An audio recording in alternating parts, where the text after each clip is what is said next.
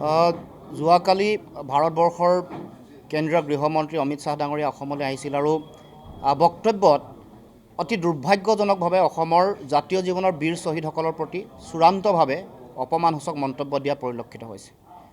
গণ আন্দোলনৰ যিটো ধাৰা বা গণতান্ত্ৰিক বিধি ব্যৱস্থা এটাত গণ আন্দোলনৰ যিটো ভূমিকা ইয়াক চূড়ান্তভাৱে নাৎসাত কৰি আনকি ভাৰতবৰ্ষৰ স্বাধীনতা আন্দোলন আৰু আন যিবোৰ সমাজ পৰিৱৰ্তনকামী সকলো আন্দোলন সেই সকলো আন্দোলনৰ প্ৰতি তেওঁ চূড়ান্তভাৱে ভেঙুচালি কৰিছে, ইটিকিং কৰিছে আৰু আন্দোলন কৰি যিসকল বীৰ শ্বহীদ হয়, জাতীয় জীৱনৰ কাৰণে সৰ্বোচ্চ ত্যাগ কৰে, দেশৰ ভৱিষ্যতৰ কাৰণে তেওঁলোকে জীৱনৰ আত্মবলিদান দিয়া প্ৰতিগৰাকী বীৰ শ্বহীদক চূড়ান্তভাৱে উপলুঙা কৰিছে, অপমান কৰিছে।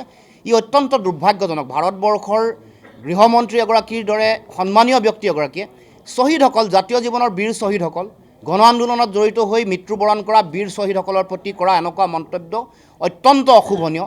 আমি কঠোৰ ভাষাৰে এই গোটেই কথা বতৰাবোৰ গৰিহণা দিছোঁ আৰু আমি ক'ব খুজিছোঁ যে ভাৰতবৰ্ষৰ দৰে এখন গণতান্ত্ৰিক ৰাজ্যত, ৰাষ্ট্ৰত গণসংগ্ৰামৰ মূল্য সদায় থাকিব। এই যিটো প্ৰমূল্য, এই প্ৰমূল্যৰে আমাৰ অসমৰ জনতা আগবাঢ়ি গৈছে, ভাৰতবৰ্ষৰ বিভিন্ন প্ৰান্তত জনগণ আগবাঢ়ি গৈছে। কেৱল মাত্ৰ স্বৈৰতান্ত্ৰিক মানসিকতাৰ যিসকল ব্যক্তি, ফেচিষ্ট মানসিকতাৰ যিসকল ব্যক্তি, তেওঁলোকৰ মুখতহে এনেকুৱা ধৰণৰ কথা বতৰা আচলতে আহে। গণতান্ত্ৰিক ব্যৱস্থাত কোনো জনপ্ৰতিনিধি, কোনো মন্ত্ৰী, প্ৰধানমন্ত্ৰী ডাঙৰীয়াই হওক, তেওঁলোকৰ মুখত এইবোৰ কথাই শোভা নাপায়।